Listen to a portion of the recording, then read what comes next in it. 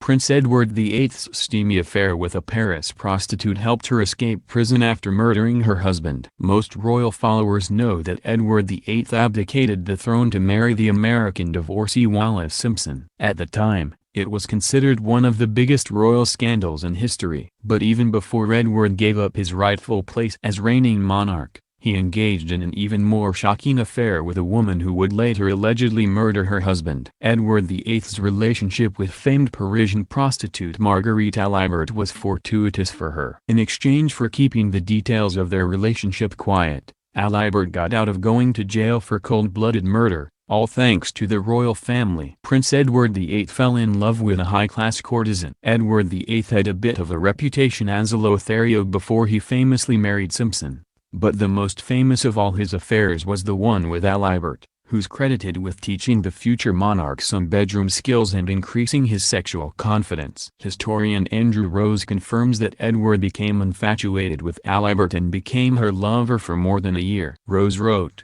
via Medium, she evidently taught him a lot about sexual technique. All these stories about him being taught sexual technique by Wallis Simpson, I'm afraid that's really out of the window. If he hadn't learned his sexual techniques from Marguerite, he wouldn't have learned it from anybody.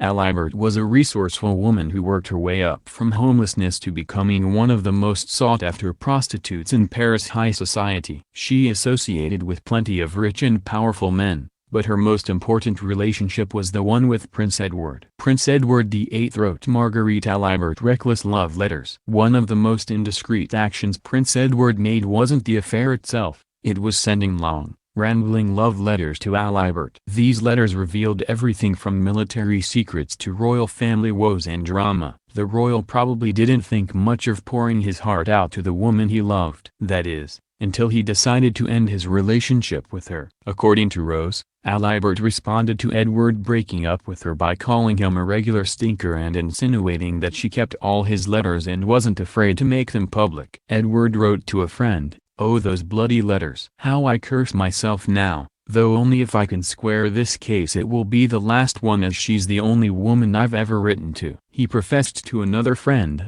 "I must get those letters back somehow." Marguerite Alibert dodged a murder charge because of Prince Edward VIII. In September 1923, Alibert got caught holding a smoking gun at the Savoy Hotel in London. The former courtesan had since married a rich Egyptian businessman named Ali Fahmy, who was 10 years younger than she. But then Alibert decided to shoot him twice in the back. The former sex worker never expected to go to prison for her alleged crime, however. Because she still had those letters, Prince Edward's lover was able to avoid having a fair trial. Thanks to royal family influence, the jury was never informed of Alibert's history of prostitution or her former relationship with Prince Edward VIII. Instead, she was presented as a wife who underwent years of physical abuse and finally snapped. This was a show trial. The authorities wanted Marguerite to be acquitted. A murder conviction would have been catastrophic for the crown, Rose wrote. Those tactics worked. Alibert was acquitted and returned to Paris, where she took on more wealthy lovers to keep her well cared for until her death in 1971. Meanwhile,